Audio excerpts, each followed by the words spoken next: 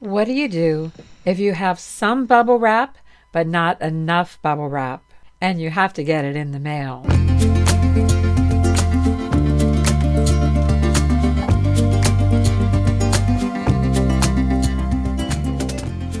Oh no, I'm out of bubble wrap. What am I going to do? I'm going to show you how I recycle a cardboard box and use it in place of bubble wrap and other packing material. But first we have to cut it into pieces, into sections, and I just cut on the fold.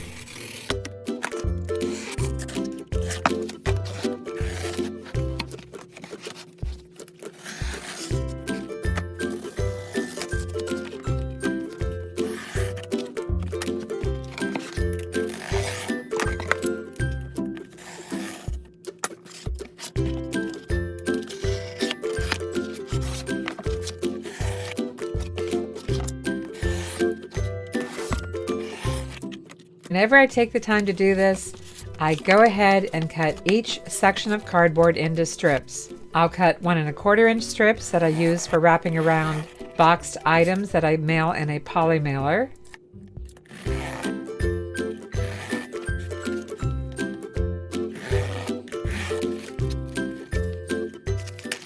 But my favorite size to cut is 2-inch strips.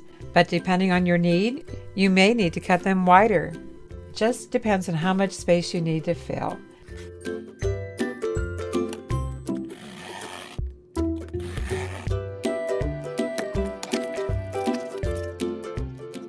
Measure, mark, and cut.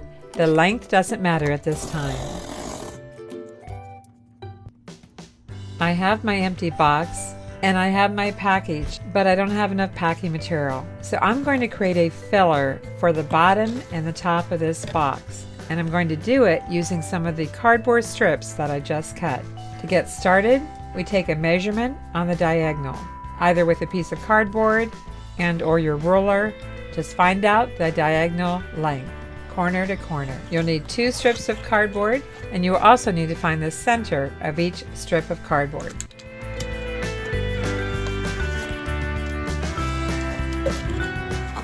These are approximately 12 inches long, so I need to make a cut at 6 inches and only cut through half of this strip. You'll see here, I'll show you. I'm basically making a notch. And then I slip the 2 notches together. You might have to work with it a little bit to make them slide together. And if they don't fit, you can adjust them slightly.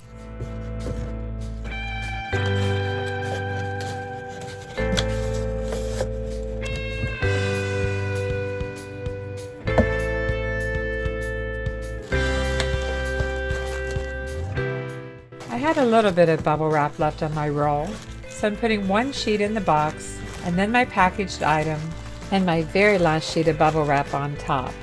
But you know this is an example only. If you know me, do you really think I'd run out of bubble wrap? I'm showing you this just in case you do.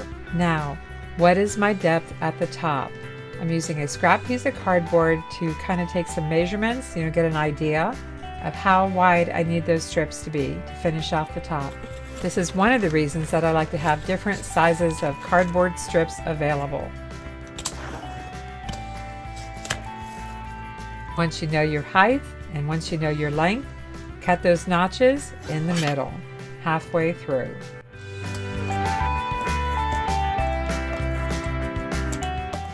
And slip them together.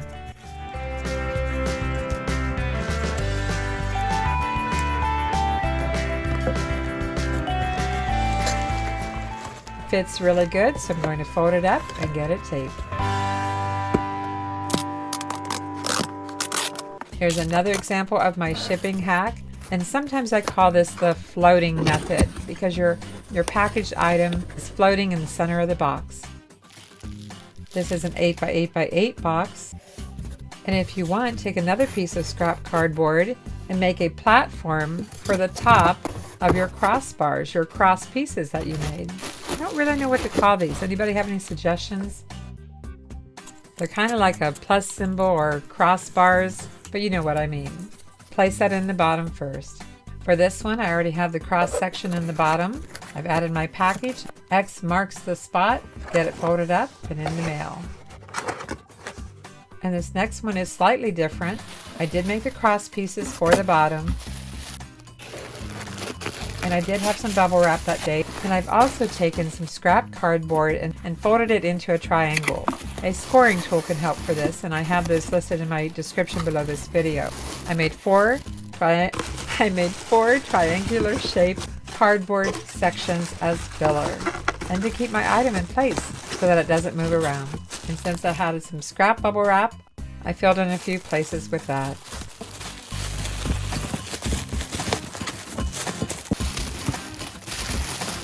Have you ever tried anything like this? Will you give it a try? Make sure to leave a comment and let me know. My floating method shipping hack. You never know when you might run out of bubble wrap, and you'll need this idea.